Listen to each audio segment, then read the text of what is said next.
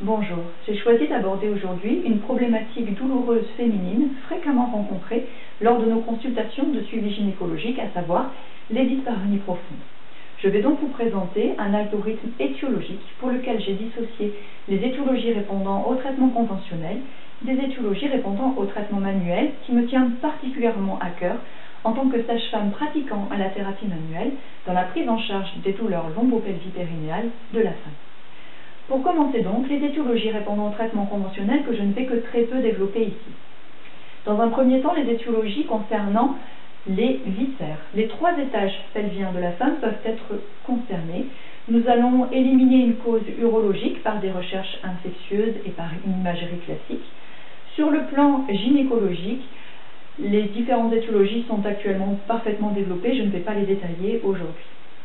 Sur le plan digestif, il ne faut pas négliger les patientes souffrant de maladies intestinales inflammatoires chroniques. Ces inflammations peuvent être pourvoyeuses de douleurs. De la même façon, un grand nombre de patientes souffrent de constipation de transit. Or, les stades fécales se situent majoritairement au niveau des angles coliques inférieur droit pour la jonction ilio-fécale et inférieur gauche pour la jonction sigmoïdo-rectale. Ces stades fécales peuvent être à l'origine de douleurs qui seront donc plutôt latéralisées au niveau des 2 fosses iliaques. Ensuite, il ne faut pas négliger sur le plan vasculaire la possible présence de varices pelviennes. Ces varices pelviennes pourront provoquer des douleurs profondes lors des rapports. Elles seront également pourvoyeuses d'un œdème, d'une pesanteur, d'une lourdeur de la zone pelvienne de la femme qui vont perdurer plusieurs heures après le rapport, ce qui est bien au-delà du simple œdème physiologique post-coïtal que l'on trouve habituellement. Ensuite se trouvent également les étiologies cutanéo-muqueuses.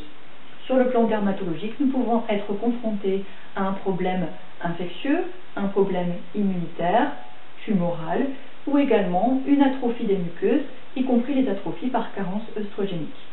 Toutes ces pathologies cutanéo-muqueuses vont provoquer des dyspareunies globales, mais j'ai choisi de les citer malgré tout. Maintenant, pour la deuxième partie, les étiologies des dyspareunies profondes qui répondent au traitement manuel. Dans un premier temps, les origines musculo-squelettiques. Sur le plan musculaire, il est évident qu'une hypoextensibilité des muscles releveurs de l'anus ou des pelvitropontériens vont provoquer des douleurs lors des rapports. Mais également, il ne faut pas méconnaître la présence d'un point musculaire douloureux au niveau des muscles adducteurs qui peut être pourvoyeur d'une douleur projetée au niveau de la paroi vaginale postérieure. Sur le même principe, toute hypoextensibilité, toute contracture, tout point musculaire douloureux d'un muscle s'insérant sur le bassin osseux de la femme peut générer des douleurs lors des rapports. Ensuite, sur le plan articulaire, une pathologie articulaire pourra générer des douleurs lors des rapports par 2 mécanismes.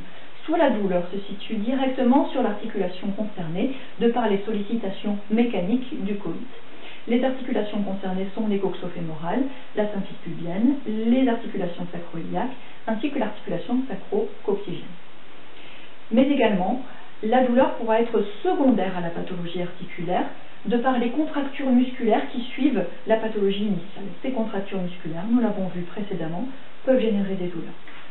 Sur le plan ligamentaire, une atteinte des ligaments articulaires pourra générer des douleurs, mais seront également concernés les ligaments suspenseurs du système génital de la femme. Ainsi, nous trouvons très fréquemment une rétraction des ligaments utérosacrés dans le mécanisme des dyspareunies profondes. Pourront également être concernés les ligaments ronds ainsi que les paramètres. Nous avons également les étiologies neurologiques de ces dyspareunies profondes. Le système nerveux somatique et neurovégétatif pourra être concerné. Sur le plan somatique, un syndrome irritatif rachidien ou un syndrome par compression canalaire extrinsèque pourront générer des douleurs. Peuvent être concernés évidemment les nerfs, le nerf pudendal ainsi que le nerf clunéal, mais également une atteinte du nerf ilio-inguinal, ilio-hypogastrique ou génitofémoral pourra générer des douleurs qui seront plutôt antérieures et concerneront la zone génitopubienne. Sur le plan neurovégétatif, la douleur pourra être d'expression paroxystique à type de décharge électrique, de coup de couteau, d'aiguille. Nous pouvons également avoir affaire à une neuropathie paresthésique, un fourmillement, un engourdissement, mais le plus fréquemment, nous avons affaire à un syndrome d'emballement neurovégétatif qui s'exprime par une brûlure. Le grand fléau de cet emballement neurovégétatif résidera dans le fait que la brûlure si elle s'initie au moment du coït, elle va perdurer pendant parfois plusieurs heures, parfois même plusieurs jours après le rapport, impactant de manière majoritaire la qualité de vie personnelle et sexuelle de la femme et bien sûr du couple. Enfin, les dyspareunies profondes pourront avoir une origine psychogène, trouvant alors réponse dans les thérapies centrales et la relaxation. Si vous aussi, vous souhaitez être acteur dans la prise en charge des dyspareunies profondes, je vous invite à vous former en thérapie manuelle. Je vous laisserai les endroits dans lesquels vous pouvez le faire juste après cette petite vidéo.